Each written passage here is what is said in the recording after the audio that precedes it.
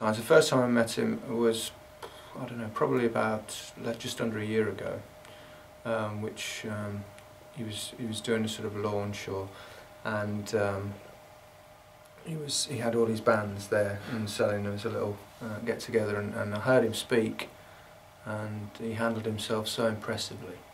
And how old would he be? About 10? Yeah, a year ago. Yeah, I guess he would have been about 10 years old.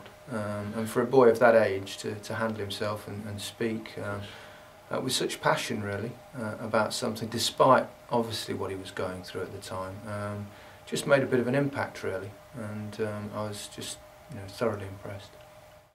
Well, I know from personal experience what it's like for a family, obviously, to go through difficult times and illness with a child.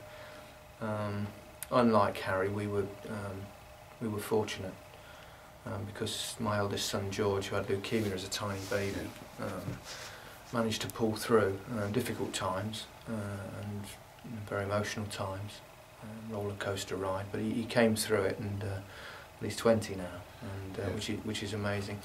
But obviously we don't always get happy endings, and Harry's a perfect example of that. But what shines through is, despite what he was going through, he was just really focused on doing something for others, and that's just so admirable. It's a dreadful disease, and that's why I suppose, so many people with extraordinary generosity continue to plunge money in and try and find a cure, and that's what we've got to continue to do. And I think it'll come eventually. I think we'll get there. My abiding memory of Harry, I think, will be his incredible enthusiasm, his desire to help others beyond himself, and his extraordinary get up and go given the circumstances that he was in. And I remember meeting him latterly, towards the end of his time, when he came to Seve Ballesteros'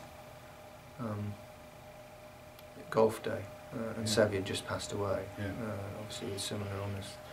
And I was moved by him then. He came along, and all that was in his mind was his fundraising, and it was terrific.